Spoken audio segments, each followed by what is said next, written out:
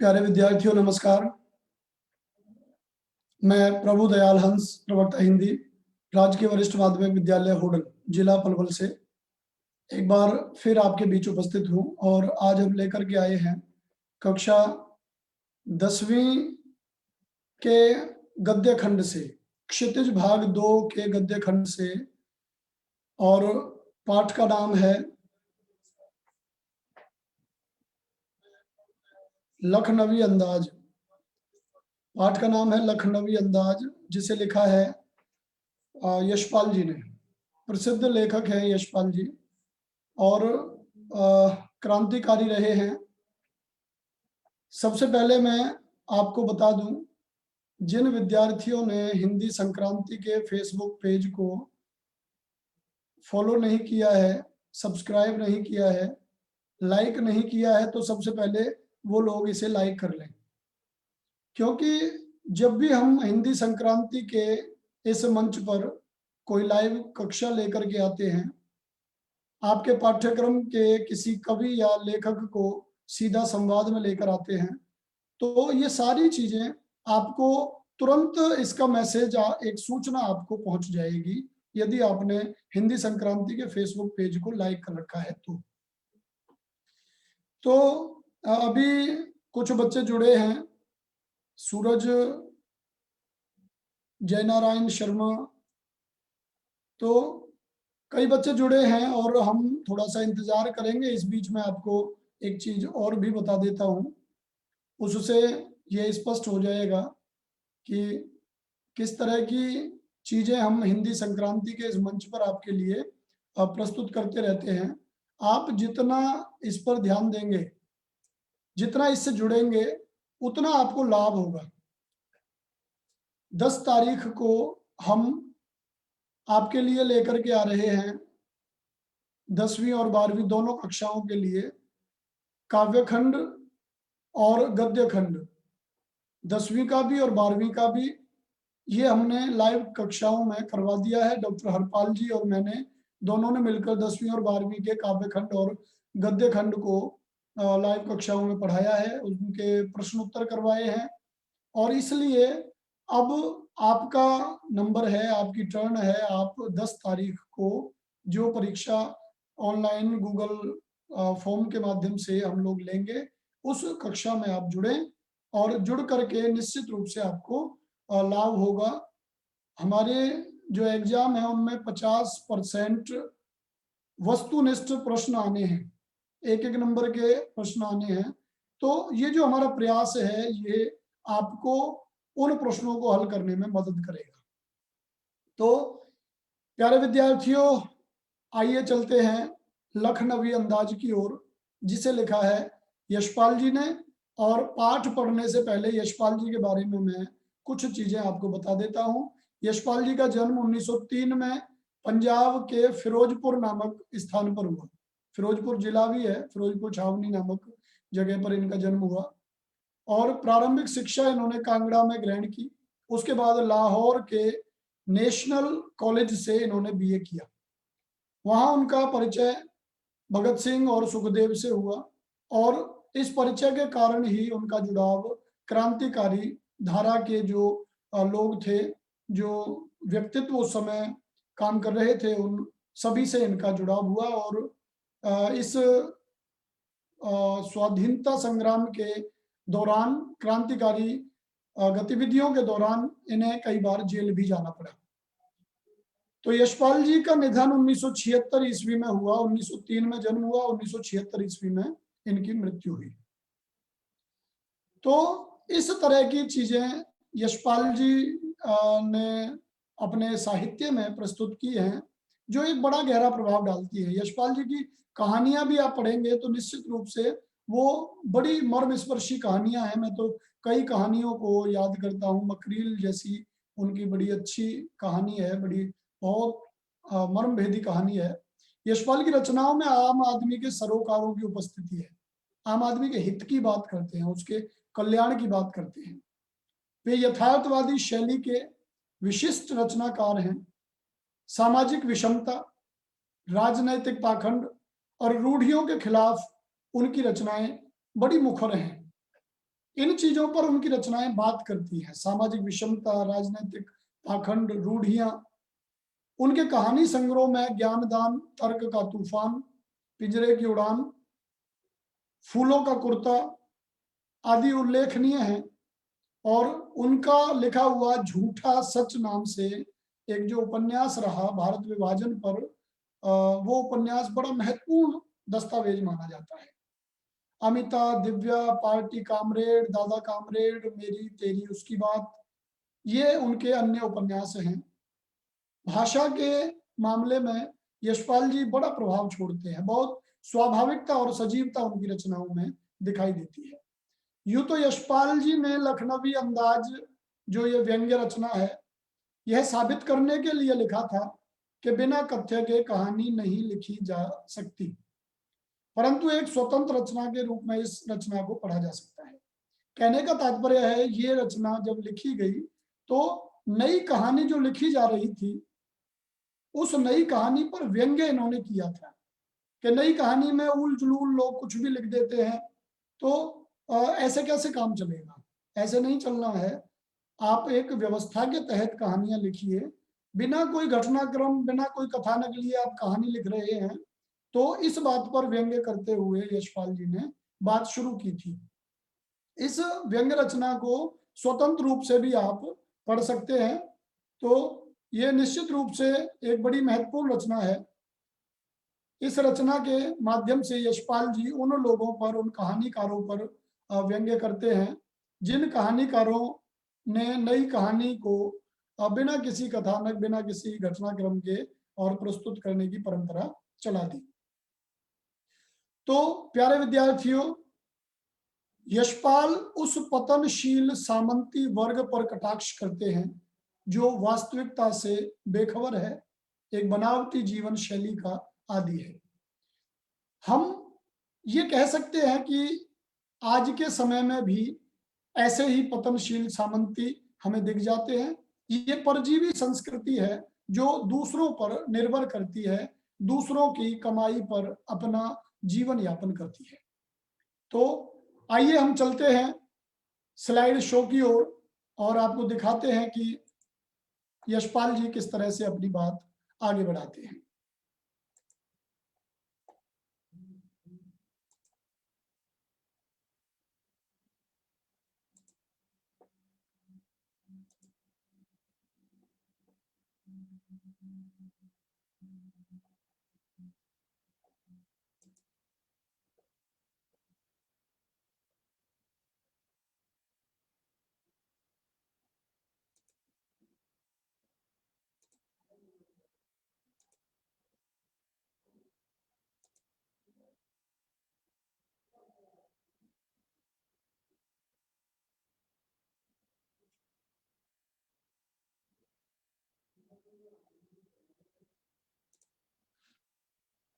तो आइए बात करते हैं यहाँ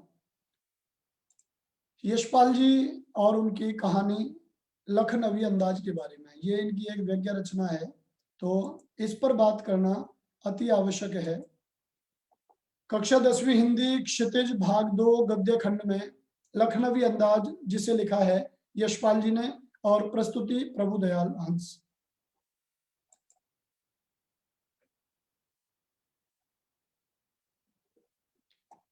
मुफस्सिल की पैसेंजर ट्रेन चल पड़ने की उतावली में फूंकार रही थी।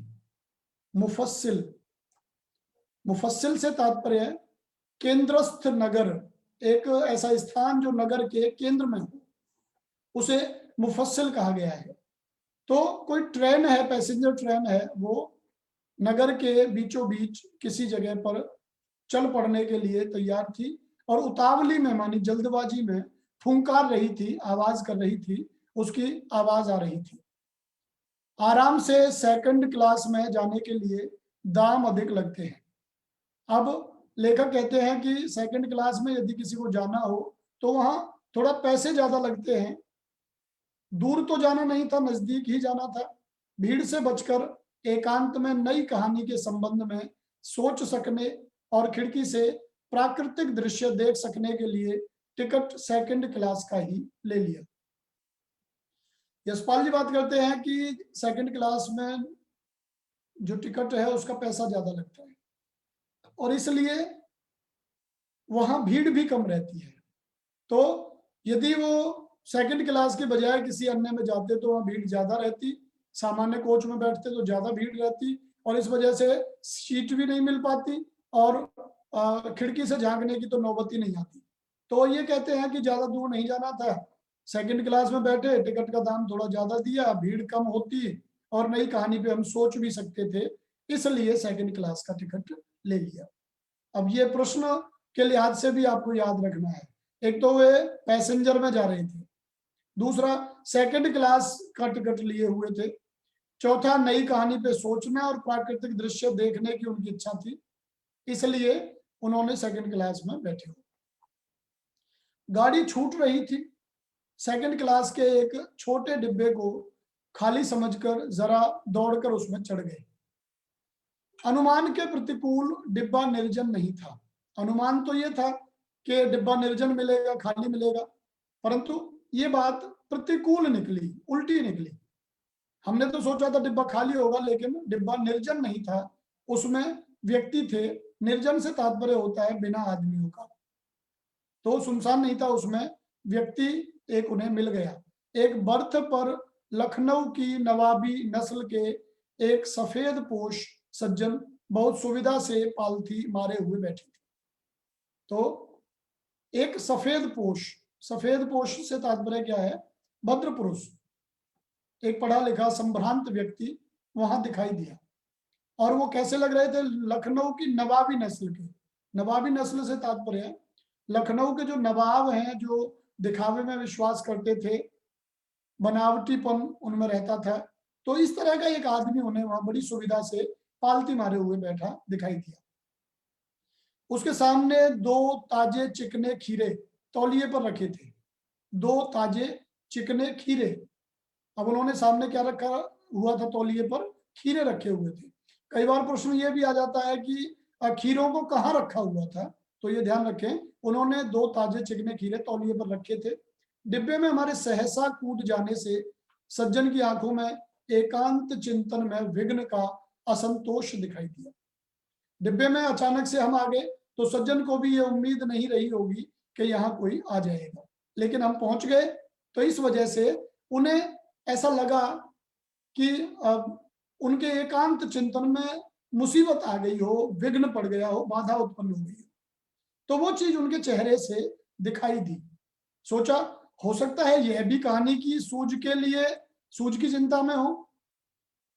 ऐसा लगा लेखक को जैसे वो खुद नई कहानी के बारे में सोचने के लिए सेकंड क्लास में आए, तो हो सकता है ये सज्जन भी नई कहानी के लिए कुछ सोच रहे हो, उसकी चिंता कर रहे हो, या खीरे जैसी अपदार्थ माने मामूली, तुच्छ वस्तु का शौक करते देखे जाने के संकोच में हो। तो दो कारण हुए उन्हें बाधा उत्पन्न होने के। एक तो यही हुआ कि नई कहानी पे वो सोच रहे थे तो अचानक कोई खलल पड़ गया। दूसरा, उन्हें ये लगा होगा कि जो खीरे जैसी जो चीज है, अब वो तो नवाबी नस्ल के व्यक्ति ठहरे, दिखावे में विश्वास करने वाले, अब खीरा 2 रुपए 4 रुपए का, अब उन्हें ये लगा कि कोई साधारण व्यक्ति यदि ये देखेगा कि नवाब साहब खीरा खा रहे हैं तो निश्चित रूप से उनकी नवाबी शान में बट्टा लगेगा। इस वजह से भी उन्हें संकोच महसूस हो रहा था।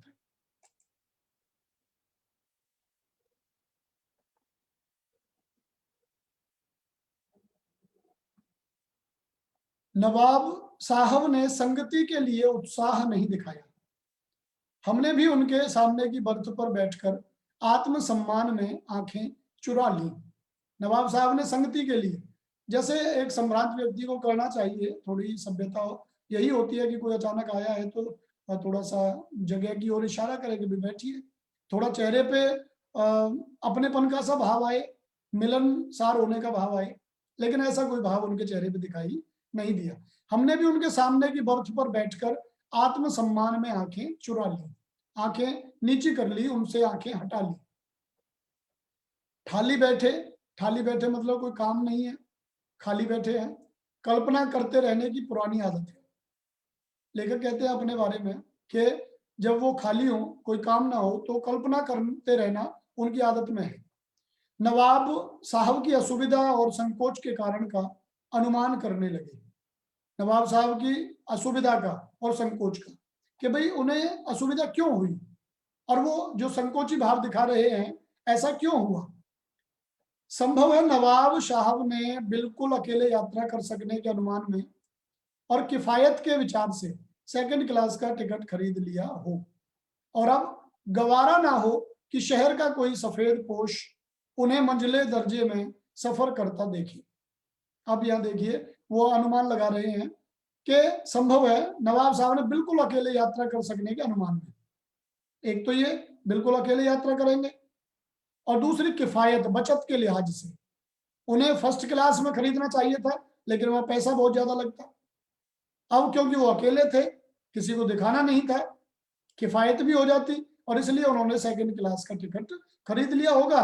और अब उन्हें यह गवारा नहीं था, यह स्वीकार नहीं था कि शहर का कोई सज्जन उन्हें मंजिले दर्जे में सफर करता देखे। अकेले सफर का वक्त काटने के लिए ही खीरे खरीदे होंगे, और अब किसी सफेद पोश के सामने खीरा कैसे खाएं। अब ये दो बड़ी समस्याएं होंगी। एक तो उनकी नवाबी शान में बट्टा लगा कि कोई व्यक्ति उन्हें देख रहा है कि देखिए सेकंड क्लास में, फर्स्ट क्लास में जाने वाले लोग सेकंड क्लास में बैठे हैं। दूसरी बात, खीरे जैसी मामूली चीज खाते हुए उन्हें देख रहे हैं, तो ये दोनों ही चीजें उन्हें अखर रही। हम कनखियों से नवाब साहब की ओर देख रहे थे। कनखियां, कनखियां मतलब होता है किनारों से, आंखों के जो किनारे हैं, साइड से ऐसे नजर करके, सीधा सीधा मुंह घुमा के नहीं देख रहे हैं, नजरों को तिरछा करके देख रहे हैं। नवाब साहब कुछ देर गांव गाड़ी की खिड़की से बाहर देखकर स्थिति पर गौर करते रहे। अब नवाब साहब को उस व्यक्ति के आने से, लेखक के आने से दिक्कत महसूस हुई, और ये दिक्कत उनके चेहरे पर साफ झलक रही थी। नवाब साहब आंखें नहीं मिला पा रहे थे। वे गाड़ी की खिड़की से बाहर देखकर ये सोच रहे थे कि क्या किया जाए, खीरों को किस तरह खाया जाए। ओह, नवाब साहब ने सहसा हमें संबोधन किया। सहसा से तात्पर्य है अचानक। आदाब अर्ज जनाब, खीरे का शौक फरमाएंगे। और नवाब साहब से जब आखिरकार रहा नहीं गया, तो उन्होंने सोचा क्यों ना इस व्यक्ति को भी इसमें सम्मिलित कर दिया जाए, तो ज्यादा अच्छा रहेगा, मिलके खा लेंगे, कहीं ऐसा ना हो ये देखता रहे और हमसे ये खीरे भी ना खाए जाएं।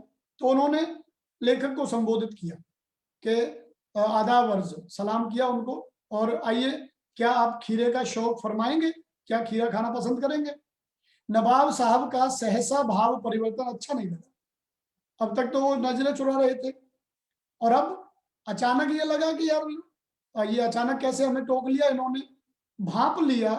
आप शराफत का गुमान बनाए रखने के लिए हमें भी मामूली लोगों की हरकत में लथेड़ लेना चाहते हैं। जवाब दिया, शुक्रिया, कि भला शौक फरमाएं, कि आप शौक फरमाएं, आप खाइए। अब लेखक को ये लगा कि देखिए, कि शराफत का गुमान रखने के लिए, एक तो ये है कि भाई हम शरीफ आदमी हैं, अकेला कैसे हम खा सकते हैं, तो आपको भी टोक लिया। दूसरी चीज के मामूली जो हरकत है खीरे वाली, हम खा रहे हैं तो आप भी खा लीजिए, दोनों एक जैसे हो जाएंगे। खीरे जैसी मामूली चीज को खाते हुए दोनों किसी एक दूसरे की बुराई नहीं करेंगे। लेकिन लेखक ने उनका जो आमंत्रण है वो स्वीकार नहीं किया, और उनको जवाब दे दिया, शुक्रिया, धन्यवाद, कि भला शौक फरमाएं, आप ही शौक फरमाएं, आप ही खाइए। नवाब साहब ने एक पल खिड़की से बाहर देखकर गौर किया, और दृढ़ निश्चय से खीरों के नीचे रखा तौलिया झाड़कर सामने बिछा लिया। सीट के नीचे से लोटा उठाकर, अब ये ध्यान रखिए, सीट के नीचे से लोटा निकाला उन्होंने, और दोनों खीरों को खिड़की से बाहर धोया और तौलिए से पोंछ लिया। जेब से चाकू निकाला, दोनों खीरों के सिर काटे और उन्हें गोद कर झाग निकाला, और फिर खीरों को बहुत एहतियात, सावधानी से छीलकर फाकों को करीने से तौलिए पर सजाते गए। करीने से अच्छी तरह से उन्होंने खीरे की फाके कर करके और उन्हें तौलिए पे सजा दिया। लखनऊ स्टेशन पर खीरा बेचने वाले खीरे बेचने का, उनके इस्तेमाल का तरीका भी जानते हैं। ग्राहक के लिए जीरा मिला नमक और पिसी हुई लाल मिर्च की पुड़िया भी हाजिर कर देते हैं। अब यहाँ ये चीज और ध्यान रखें, लखनऊ स्टेशन पर खीरा बेचने वाले, तो बात हो रही है लखनऊ स्टेशन की, और वो जो व्यक्ति है इसी वजह से उन्हें लखनवी नवाबी नस्ल का कहा गया है। और एक चीज ये भी है कि लखनऊ स्टेशन पर जो खीरा बेचा जाता है उसमें जीरा मिला नमक और पिसी हुई लाल मिर्च का भी लोग इस्तेमाल करते हैं, जो खीरा बेचने वाले हैं वो। नवाब साहब ने बहुत करीने से खीरे की फांकों पर जीरा मिला नमक और लाल मिर्च की बुरसी बुरक दी। सुरस ये शब्द और बुरकी है, बुरकी मतलब तात्पर्य ये है, ये शब्द कुछ और है, यहाँ गलती से कुछ और बन गया है। जीरा मिला नमक और लाल मिर्च का चोटी भर के एक चुटकी लेकर के और खीरों पे ऊपर डाल दी। उनकी प्रत्येक भाव भंगिमा और जबड़ों के स्फुरण से स्पष्ट था कि उस प्रक्रिया में उनका मुख खीरे के रसास्वादन की कल्पना से प्लावित हो रहा था। स्फुरण, स्फुरण, इसका तात्पर्य क्या है? कप, एक जो जो जबड़ा है, मुंह है, जो इसमें एक हल्की सी कपकपी सी एक महसूस हो रही थी। जबड़ा हिलता हुआ लग रहा था हल्का हल्का, और चेहरे की जो भाव भंगिमा है उससे लग रहा था कि खीरे का जो रस है, जो आनंद है, वो कल्पना में ही वो महसूस कर रहे हैं। और इस वजह से उनके मुंह में जो खीरे का रस वो महसूस कर रहे हैं, उनका जो मुंह है वो खीरे खाने की कल्पना से ही उसमें पानी आ रहा है, मुंह में पानी आना, वो वाली स्थिति है। हम कनखियों से देखकर सोच रहे थे मियाँ रईस बनते हैं, लेकिन लोगों की नजरों से बच सकने के ख्याल में अपनी असलियत पर उतर आए हैं। तो वो कहते हैं कि मियाँ यूं तो रईस बनते हैं, पर लोगों की नजरों से बच सकने के ख्याल में। अब मन तो सबका करता है, कोई भी है, चाहे वो नवाब हो या कोई भी हो, खीरा अच्छा लगता है और उसमें नमक मिर्च वगैरह जब डाल दी जाती है तो और टेस्ट आता है उसका। अब नवाब है तो खाने का मन तो उनका भी करेगा, इसलिए उन्होंने सेकंड क्लास का टिकट लिया ताकि फर्स्ट क्लास में कोई जानकार नवाब ना मिल जाए, और थर्ड क्लास में भीड़ बहुत रहती है और सेकंड क्लास खाली रहता है, इसलिए वो यहाँ आए। नवाब साहब ने फिर एक बार हमारी ओर देख लिया। वल्लाह, शौक कीजिए, लखनऊ का बालम खीरा है। ये ध्यान रखें, ये प्रश्न आमतौर पे महत्वपूर्ण है। लखनऊ का बालम खीरा के खीरा कौन सी नस्ल का है? खीरे की भी अपनी एक किस्म है, और वो किस्म है बालम। खीरे का नाम है, उसकी वैरायटी है। उन्होंने फिर पूछा कि आइए शौक कीजिए, खीरा खा लीजिए। लखनऊ का बालम खीरा है, मतलब एक अच्छी नस्ल का खीरा है, तो आप इसे खा सकते हैं। नमक मिर्च छिड़क दिए जाने से ताजे खीरे की पनियाती, पनियाती माने पानी छोड़ती हुई फांके देखकर पानी मुंह में जरूर आ रहा था, लेकिन इनकार कर चुके थे। लेखक कहते हैं कि जब खीरों को देखा, उन पे नमक मिर्च की बुरकी पड़ी हुई थी, तो मन तो कर रहा था कि इन्हें खाया जाए, लेकिन इनकार कर चुके थे, तो अपनी बात से पीछे कैसे हटे। आत्मसम्मान निभाना ही उचित समझा। उत्तर दिया, शुक्रिया, इस वक्त तलब महसूस नहीं हो रही, मैदा भी जरा कमजोर है कि भला शौक फरमाए। तो उन्होंने कहा कि अब हम मना कर चुके तो उसे निभाना ज्यादा उचित है, इसलिए उत्तर दे दिया कि आपका धन्यवाद। इस वक्त तलब माने आवश्यकता, जरूरत महसूस नहीं हो रही है, और जरा पेट भी थोड़ा कमजोर है, पचा नहीं पाता, इसलिए आप ही शौक फरमाए। इस तरह से उन्होंने बहाना लगा दिया।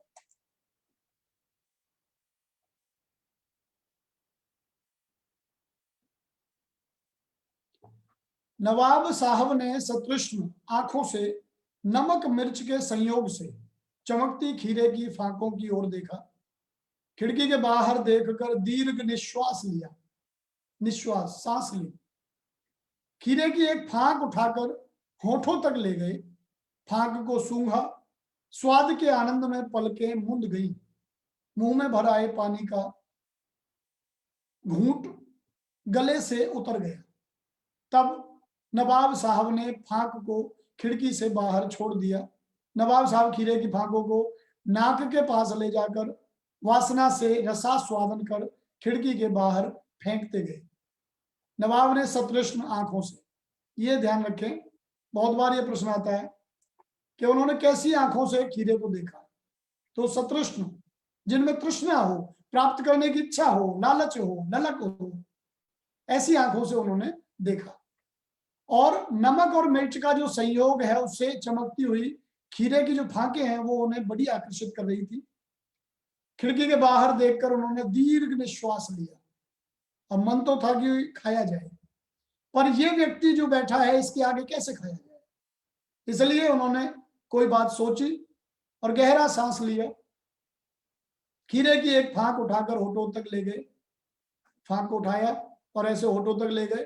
फांक को सूंघा और स्वाद के आनंद में पलकें मूंद गई और गहरी सांस लेकर के उस खीरे को सूंघा और ऐसा लगा जैसे उन्होंने सूंघ कर ही उस खीरे का स्वाद ले लिया हो। और इतना स्वाद उन्हें महसूस हुआ कि उनकी आंखें जो हैं वो मुंद गई, पलकें झपक गई। मुंह में भराए पानी को का जो घूंट था वो उन्होंने नीचे गले से उतार लिया। तब नवाब साहब ने खीरे की फांक को खिड़की से बाहर छोड़ दिया और इसी तरह से प्रक्रिया उन्होंने प्रत्येक फांक के साथ की। एक फांक उठाते और सूंघते और फिर बाहर फेंक देते। वासना से रसास्वादन, वासना माने होता है इच्छा। अब जो उनकी इच्छा थी उस इच्छा के अनुरूप सूंघ कर उन्होंने रस लिया, रसास्वादन किया और फांकों को बाहर फेंकते गए। नवाब साहब ने खीरे की सब फांकों को खिड़की के बाहर फेंक कर तौलिए से हाथ और होंठ पोंछ लिए और गर्व से गुलाबी आंखों से हमारी ओर देख लिया, मानो कह रहे हो यह है खानदानी रईसों का तरीका। अब जब उन्होंने खीरे की फांकों को बाहर फेंक दिया, उसके बाद तौलिए से हाथ और होंठ पोंछ लिए और गर्व से लेखक की ओर देखने लगे और जैसे ये जताना चाहते हो कि जो खानदानी रईस होते हैं वो इस तरह से किसी चीज का आनंद लेते हैं। नवाब साहब खीरे की तैयारी और इस्तेमाल से थक कर लेट गए। हमें तस्लीम में सिर खम कर लेना पड़ा। यह है खानदानी तहजीब, नफासत और नजाकत। तस्लीम में माने सम्मान में, जो तस्लीम शब्द आया है, सम्मान में सिर खम कर लेना पड़ा। खम करना माने झुका लेना। और उस खीरे को तैयार करना, छीलना, काटना और उसके बाद सूंघना और फेंक देना, ये ऐसा लगा जैसे इस काम से वो बहुत थक गए हैं। तहजीब उनकी जो संस्कृति है, नफासत स्वच्छता और नजाकत कोमलता। तहजीब तो हो गया संस्कृति, नफासत, नफासत जो शब्द है यहाँ ये स्वच्छता के लिए शब्द आया है और नजाकत माने होता है कोमलता। तो उन्हें लेखक को ये लगा कि देखिए नवाब जो है वो कितने तहजीब वाले हैं, किस तरह से उन्होंने खीरे को उठाया, सूंघा, फेंका, कैसी स्वच्छता के साथ खीरे को धोया था पहले, फिर तौलिए से पोंछ के उसके बाद इस तरह से उन्होंने खाया। और कोमलता, इतने कोमल है कि इतने से काम में ही वो थक गए। हम गौर कर रहे थे खीरा इस्तेमाल करके इस तरीके को, खीरे की सुगंध और स्वाद की कल्पना से संतुष्ट होने का सूक्ष्म, बारीक, नफीस, स्वच्छ। एब्स्ट्रैक्ट, एब्स्ट्रैक्ट का मतलब होता है अमूर्त, मतलब साकार नहीं है, निराकार।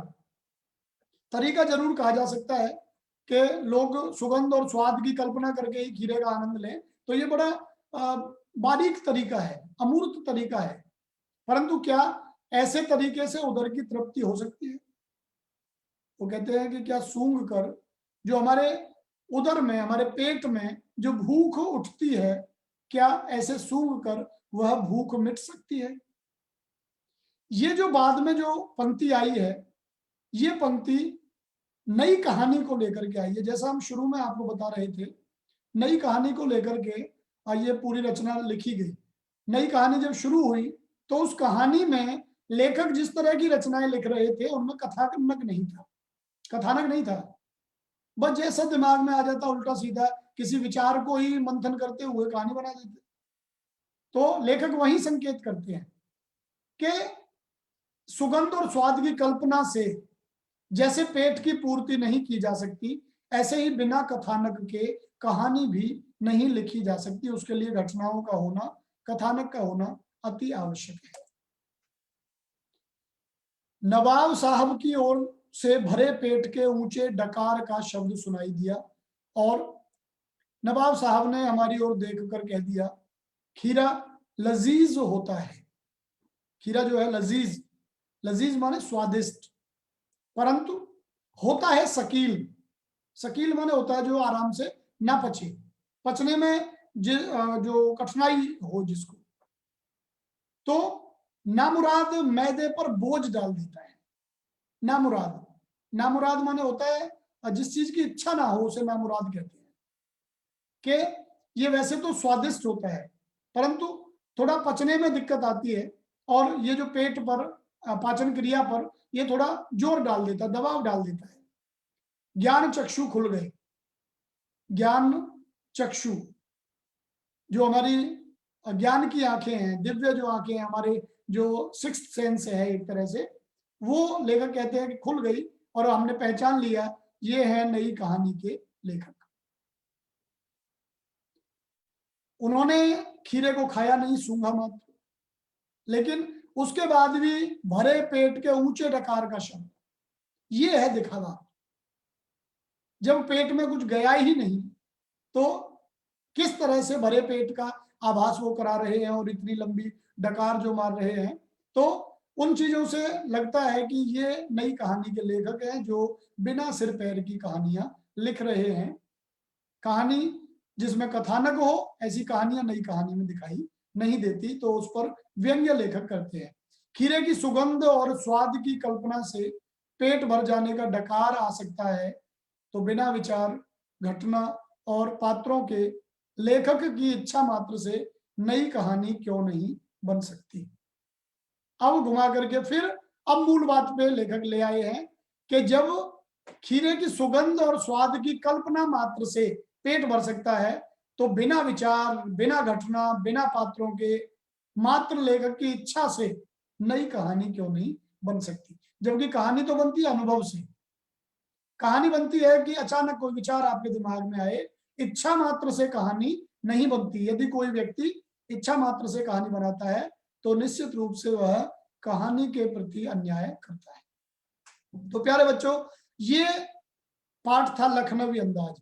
अब सबसे पहले तो मुझे ये बताइए कि क्या पाठ आपकी समझ में आ गया। आप हर एक बच्चा, यहाँ जितने बच्चे जुड़े हुए हैं, एक बार कमेंट करें कि क्या पाठ समझ में आया। सूरज माहौर, जय नारायण शर्मा, जय नारायण शर्मा, सेठी राम सब्बरवाल, नमस्ते, लभू शर्मा और Ravi Ram, very very important कविता। कविता नहीं है ये व्यंग्य रचना है यशपाल जी की। और संजय सैनी, गुड इवनिंग, धन्यवाद। सेठी राम सब्बरवाल जी, सेठी राम जी की समझ में पाठ आ गया है, उम्मीद हम करते हैं। और ये मैं इसलिए पूछ रहा हूं कि यदि कुछ पूछना है आपको तो आप कमेंट करिए, नहीं है तो फिर प्रश्नों की ओर चलते हैं। पिछली बोर्ड की परीक्षा में, 10वीं की जो बोर्ड की परीक्षाएं हुई पिछले 4 साल में, उनमें इस पाठ से जो प्रश्न आए हैं वो प्रश्न लेकर के हम आपके बीच अब जल्दी ही उन प्रश्नों को प्रस्तुत करने वाले हैं। तो एक बार आप बताइए कि क्या पाठ में कुछ और बताना रह गया है, आपको कोई प्रश्न है, कोई जिज्ञासा है तो आप मेरे साथ शेयर करें। गीता सैनी कह रही हैं समझ में आ गया है। तो प्रश्नों की ओर चलें फिर। यदि समझ में आ गया है तो एक बार सभी बच्चे यस नो का कमेंट करें। आपको यदि समझ में आ गया है तो यस, समझ में नहीं आया है तो नो, और नो के साथ बताइए कि आपको क्या समझ में नहीं आ पाया। एक बार मैं इतने दोहरा देता हूं, आप अपना विचार दें। मैं बता देता हूं कि 2nd क्लास की टिकट लेकर के लेखक ट्रेन में यात्रा करते हैं, विचार कर रहे हैं नई कहानी पर। नई कहानी कैसे लिखी जा रही है, उसमें जो दिक्कतें हैं, बिना विचार के, कोई विचार नहीं, घटना नहीं, पात्र नहीं, और बस कहानियां लिखी जा रही हैं, तो ये कैसे हो पा रहा है? इन सब चीजों पर लेखक विचार करते हैं। वहाँ एक नवाबी नस्ल के कोई व्यक्ति बैठे हुए हैं और वो खीरा खाना चाहते हैं, पर उस व्यक्ति लेखक के आने से खीरे खाने में उन्हें बाधा उत्पन्न हो रही है। और बाद में फिर वे उन खीरे को काट करके उसमें नमक मिर्च लगा करके और उसे रख लेते हैं। लेखक से पूछते हैं, लेखक मना कर देते हैं कि मुझे नहीं खाना है, आप ही खाइए, और फिर वो उन्हें सूंघ सूंघ करके फेंकते जाते हैं, खिड़की से बाहर सूंघ कर फेंकते जाते हैं, और इस तरह से वो आनंद ले रहे हैं। तो ये था पूरी जो रचना का लब्बो लुआब। इसके माध्यम से वो ये कहना चाह रहे थे कि जब सूंघ करके पेट भरा जा सकता है, तो बिना विचार, बिना घटना, बिना पात्रों के नई कहानी लिखी जा सकती है। चलिए अब हम चलते हैं, आपको लिए चलते हैं प्रश्नों की ओर। पिछली बोर्ड की परीक्षाओं में जो इस पाठ से प्रश्न आए उनकी ओर।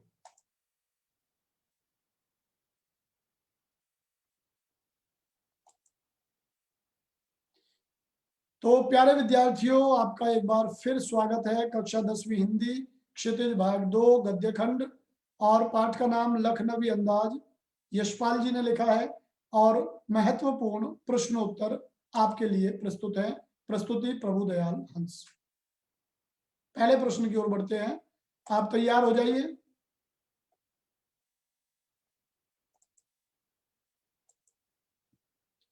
लीजिए, पहला प्रश्न आपके पास आ गया है। ऑप्शन है 4, इनमें से आपको ए बी सी डी करके कमेंट करना होगा कि आपके हिसाब से इसका उत्तर क्या है। नवाब साहब ने खीरे की फांकों को कैसी नजर से देखा? अब ये आप पाठ पढ़ चुके हैं, तो उसी में से ये प्रश्न है। पहला जो ऑप्शन है आपके लिए वो है नवाबी, दूसरा है लालची, तीसरा है खोई खोई, और चौथा है सतृष्ण। सतृष्ण। तो इन 4 ऑप्शन में से आप बताइए कि सही कौन सा है। और इसका सबसे पहला उत्तर दिया सेठीराम सभरवाल ने। सेठीराम जी, आपको बधाई, आपने पहला उत्तर दिया और सही भी उत्तर दिया, बिल्कुल सही है। नवाब साहब ने खीरे की फांकों को कैसी नजर से देखा? तो इसका सही उत्तर है डी, सतृष्ण नजरों से। चलिए अगले प्रश्न की ओर बढ़ते हैं। गीता सैनी ने भी बिल्कुल सही उत्तर दिया है, इसका डी ऑप्शन सही है, सतृष्ण। और भी कोई साथी उत्तर देना चाहे तो दे सकता है। अगले प्रश्न की ओर हम बढ़ रहे हैं। लीजिए अगला प्रश्न आपके बीच।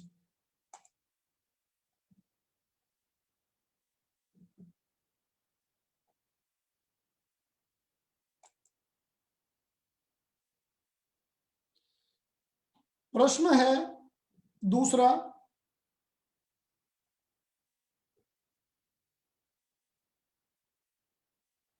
आपकी स्क्रीन पे अभी आया नहीं है, हाँ अब आ गया। डिब्बे में कौन बैठा था?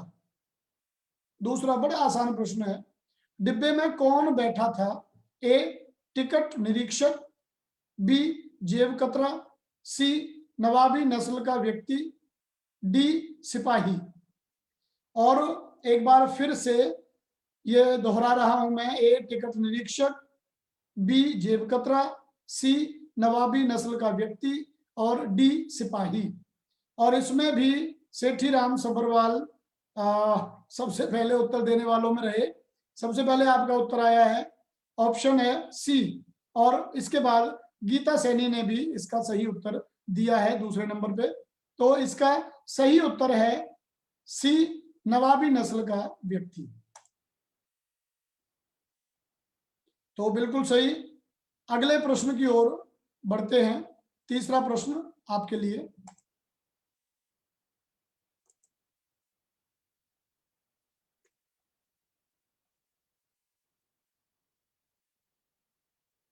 तीसरा प्रश्न आपके स्क्रीन पर आने वाला है, तैयार हो जाइए।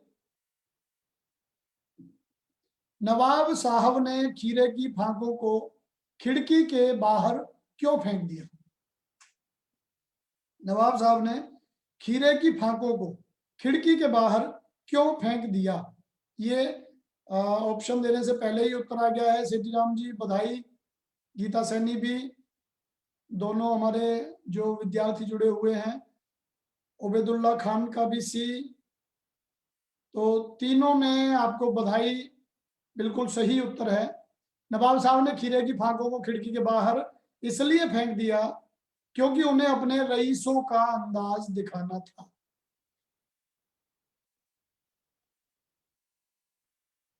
कड़वी होने के कारण, खराब होने के कारण, रईसों का अंदाज दिखाने के लिए और मूर्खता के कारण, ये चार ऑप्शन है। इन चारों में से आपका सही उत्तर है रईसों का अंदाज दिखाने के लिए। चलिए सेठी राम जी, धन्यवाद। आप लगातार तीसरे प्रश्न में पहले नंबर पर आ रहे हैं उत्तर देने में। चौथे प्रश्न के लिए तैयार हो जाइए आप लोग। आपकी स्क्रीन पर आ रहा है चौथा प्रश्न।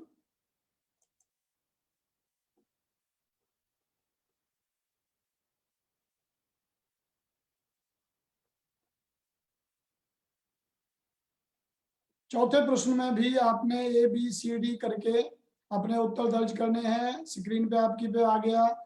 चौथा प्रश्न है, लखनवी अंदाज पाठ में किस पर व्यंग्य किया गया है? पहला ऑप्शन है पतनशील सामंती वर्ग पर, दूसरा है लखनवी नवाब पर, तीसरा है सफेद पोश पर, और चौथा है उच्च वर्ग पर। ये तो बाजी अब की बार मार दी उबैदुल्ला खान ने। उत्तर दिया सबसे पहले उबैदुल्ला खान, दूसरे नंबर पे सेठीराम सब्बरवाल ने उत्तर दिया, फिर गीता सैनी। उबैदुल्ला खान, एक बार आप उत्तर दे देते हैं तो 2 3 4 बार लिखने की आवश्यकता नहीं है। और अब तो आप उत्तरों को बदल भी रहे हैं, पहले कुछ लिखा बाद में कुछ लिखा। तो अब मैं बता देता हूं, आप अपना कमेंट बॉक्स में उत्तर दे सकते हैं। तो चलिए मैं इसका सही उत्तर बता देता हूं। ऑप्शन है आपके, पहला पतनशील सामंती वर्ग, दूसरा लखनवी नवाब, तीसरा सफेद पोश, और चौथा है उच्च वर्ग। तो हमारे जो साथियों ने, विद्यार्थियों ने उत्तर दिए हैं, उनमें से जिनका ऑप्शन ए, जिन्होंने डाला है ए, वो सही है। पतनशील सामंती वर्ग पर इस पाठ में व्यंग्य किया गया है। ये जब हम यशपाल जी के बारे में बता रहे थे तो उस समय ये हमने स्पष्ट कर दिया था, पतनशील सामंती वर्ग पर यशपाल जी प्रश्न खड़ा करते हैं। तो जिन साथियों ने ए दिया है, ए देने वाले पहले उबैदुल्ला खान ने ए दिया था और उसके बाद उसको बदल दिया। सेठीराम जी डी कर रहे हैं उच्च वर्ग, और गीता रानी बी कर रही है लखनवी नवाब। जबकि इसका सही उत्तर है, ये दिमाग में बिठा लें, इसका सही उत्तर है पतनशील सामंती वर्ग। चलिए तैयार हो जाइए अगले प्रश्न के लिए। आपकी स्क्रीन पर आने वाला है पांचवा प्रश्न।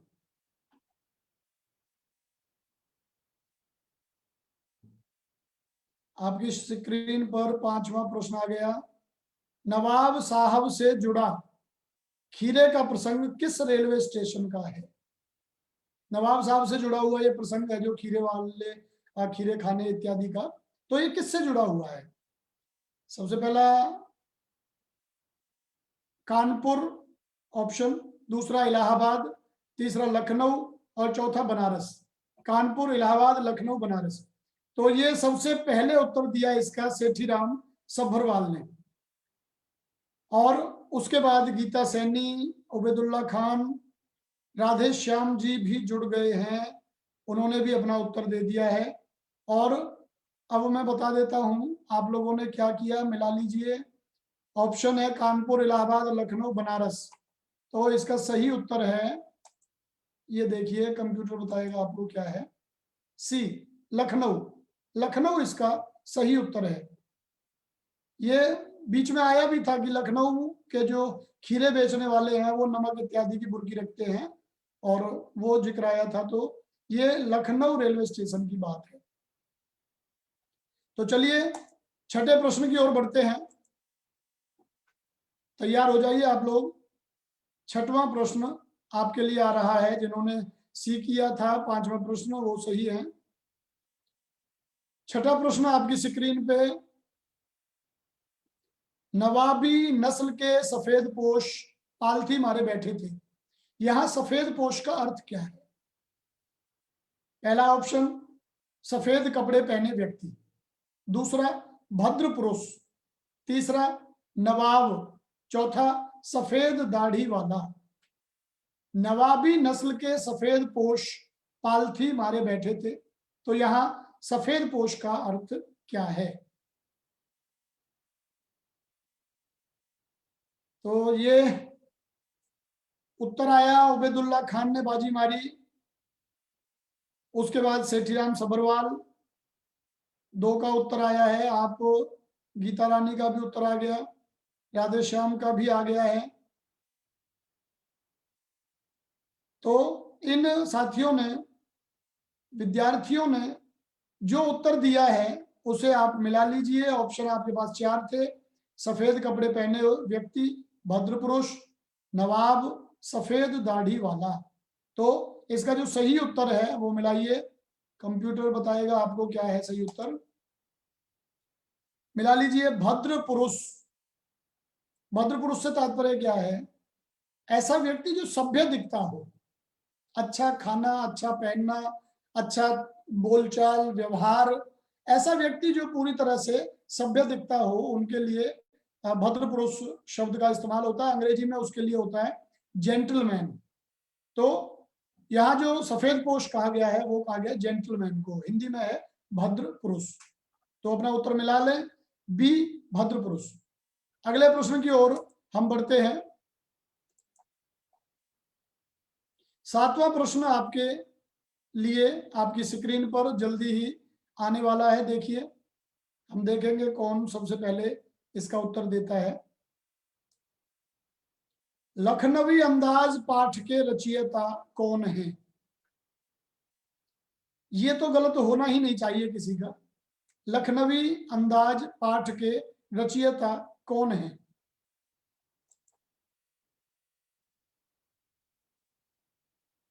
पहला है स्वयं प्रकाश। दूसरा, रामवृक्ष बैनीपुरी। तीसरा, मन्नू भंडारी। चौथा, यशपाल। ये 4 ऑप्शन आपके पास आ गए हैं, स्वयं प्रकाश, रामवृक्ष बैनीपुरी, मन्नू भंडारी और यशपाल। और सही उत्तर एक बार सेठीराम सभरवाल जी ने दिया है। उसके बाद गीता सैनी जी का आ गया, राधेश्याम। ये 3 साथियों के टॉप 10 में जो उत्तर जिन्होंने दिए, तो ये आ गए हैं आपके स्वयं प्रकाश, रामवृक्ष बैनीपुरी, मन्नू भंडारी और यशपाल। इनमें से जो सही उत्तर है वो उबैदुल्ला खान का भी उत्तर आ गया। 2 बार दे रखा है, एक बार से भी हम पढ़ लेते हैं, समझ में हमारे में आ जाता है। तो चलिए सही उत्तर मिलान करिए। सही उत्तर है डी, यशपाल। 8वें प्रश्न की ओर बढ़ते हैं।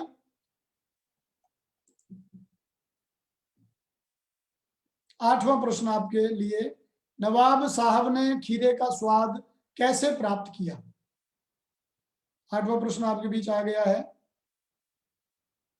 नवाब साहब ने खीरे का स्वाद कैसे प्राप्त किया? खाकर, सूंघकर, देखकर, सुनकर। अब ये 4 ऑप्शन आपके लिए आ गए और देखते हैं। ये भी बाजी मारी सेठीराम सभरवाल, गीता सैनी, राधे श्याम। टॉप 3 हमारे पास आ गए। और इन्होंने जो उत्तर दिया है, 4 ऑप्शन है। एक बार जो नहीं दे पाए हैं, अजीत देशवाल का यशपाल हमारा उत्तर, लेट हुए यशपाल देशवाल जी, और उबैदुल्ला खान का भी आ गया है।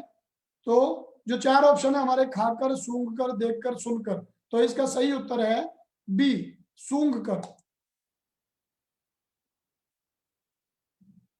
ये आपका जो उत्तर है बी, जिन्होंने किया और जिन्होंने किया सभी ने सही किया, सूंघकर सही है।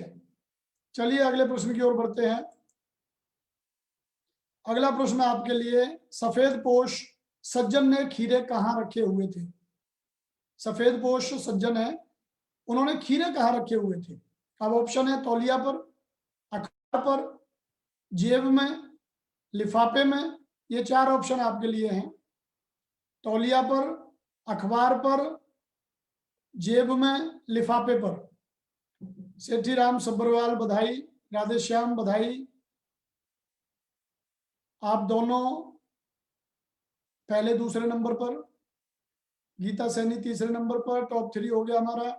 और सफेद पोश सज्जन ने खीरे कहाँ रखे हुए थे? तो तौलिया पर, अखबार पर, जेब में, लिफाफे में। तो इसका सही उत्तर है, सबका सही है, जितने बच्चों ने दिया है, उबैदुल्ला खान भी दे चुके। तो सही उत्तर है तौलिया पर, बिल्कुल सही। और अब 10वें प्रश्न की ओर हम बढ़ते हैं। तैयार हो जाइए आप। 10वां प्रश्न आपकी स्क्रीन पर आने वाला है।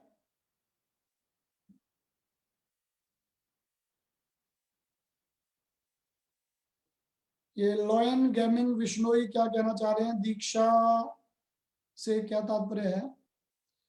10वां प्रश्न आपकी स्क्रीन पर, नफासत शब्द का क्या अर्थ है? नफासत शब्द का क्या अर्थ है? पहला, ए साफ, दूसरा कोमलता, तीसरा व्यंग्य, चौथा स्वच्छता। 4 ऑप्शन आपके लिए आ गए। 4 ऑप्शन आपके लिए आ गए हैं। पहला साफ, दूसरा कोमलता, तीसरा व्यंग्य और चौथा है स्वच्छता। सेठीराम सब्बरवाल जिंदाबाद। एक बार फिर आपने सबसे पहले उत्तर दिया। गीता सैनी, राधेश्याम, उबैदुल्ला खान, चारों जो सही उत्तर दे चुके हैं, आपको बधाई। उबैदुल्ला खान को अपने उत्तर पर विचार करने की आवश्यकता है। नजाकत जो शब्द था उसका मतलब बताया था मैंने, कोमलता। और लॉयन गेमिंग विश्नोई का भी अब नाम किस तरह का रखा हुआ है ये तो इसका जो सही उत्तर है वो, चलिए कंप्यूटर जी बताएंगे आपको क्या है सही उत्तर। स्वच्छता, डी। इसका जो सही उत्तर है वो है डी। अब एक प्रश्न मैं आपकी बिना स्क्रीन पे दिखाए हुए आपसे पूछ रहा हूं, और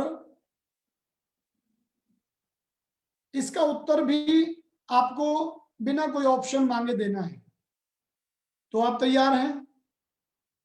एक प्रश्न, मात्र एक प्रश्न मैं ये पूछना चाहता हूं, जिसको जिसको स्लाइड पे नहीं पूछा जा रहा है वो सीधा आपसे पूछा जा रहा है। क्या आप उसका उत्तर देने को तैयार है पाठ में से? और बहुत आसान प्रश्न है, मैंने बताया भी था अलग से।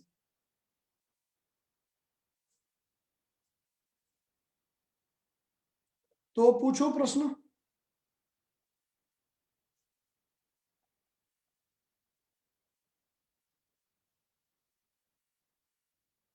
जी, चलिए एक प्रश्न आपके लिए।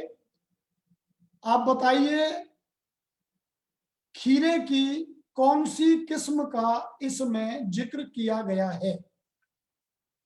खीरे की कौन सी किस्म का जिक्र किया गया है?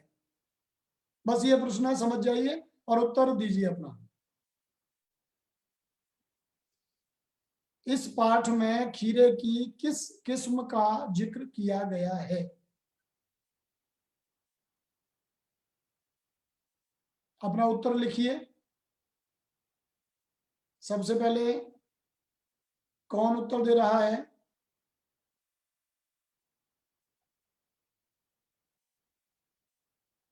गीता सैनी ने उत्तर दिया है सबसे पहले।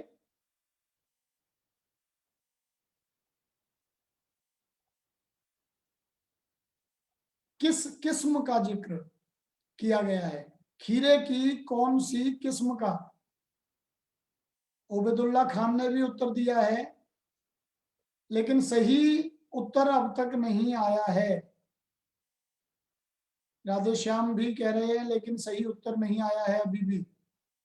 उबैदुल्ला खान, 2 बार लिखने से उत्तर सही नहीं हो जाता। लजीज जो है वो किस्म नहीं है, वो उसकी विशेषता तो हुई, लेकिन हम पूछ रहे हैं उसकी किस्म, किस वैरायटी का वो जो खीरा था उसका जिक्र किया गया है।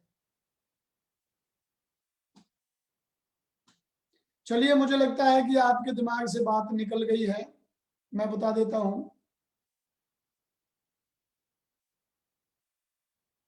ऑप्शन दूंगा तब तो निश्चित रूप से निकाल दोगे ना। मुझे लग रहा है ऑप्शन यदि मैं दे दूंगा तो आप बिल्कुल सही उत्तर निकाल देंगे। सेठी राम सभरवाल जिंदाबाद जिंदाबाद। सेठी राम सभरवाल ने उत्तर दिया है। गीता सैनी, अब याद आया आपको। चलिए, ठीक है, दोनों साथियों का बिल्कुल सही। ए पदार्थ नहीं है, सही उत्तर है इसका बालम खीरा। लखनऊ की खीरे की जिस किस्म का जिक्र किया गया है उसका नाम है बालम। खीरे का एक वैरायटी है, खीरे की एक नस्ल है, ये एक किस्म है बालम खीरा। तो उसका जिक्र किया गया है। इन प्रश्नों को आप लोग ध्यान से देखें, इनको अच्छे से याद करें। ये प्रश्न पिछले 4 साल की परीक्षाओं में से आपके बीच रखे गए हैं। निश्चित रूप से आप लोगों को पाठ समझ में आ गया होगा, प्रश्न समझ में आ गए होंगे। जल्दी ही एक और पाठ लेकर के कल हम आपके लिए लेकर के आएंगे। सर्वेश्वर दयाल सक्सेना जी का जो पाठ है, शीर्षक है मानवीय करुणा की दिव्य चमक। सर्वेश्वर दयाल सक्सेना, जिसमें उन्होंने बात की है, वर्णन किया है एक बड़े विद्वान जो बेल्जियम के रहने वाले और ईसाई मत के जो फादर कामिल बुल के जो विद्वान थे, उनका जिक्र उन्होंने किया है। तो कल हम पढ़ेंगे मानवीय करुणा की दिव्य चमक, जिसे लिखा है सर्वेश्वर दयाल सक्सेना जी ने। मैं आप सभी का धन्यवाद करता हूं और कल के लिए फिर तैयार रहिएगा। 8 बजे मिलते हैं इसी पेज पर, फेसबुक पेज पर, हिंदी संक्रांति पर। आप सभी को नमस्कार, शुभ रात्रि।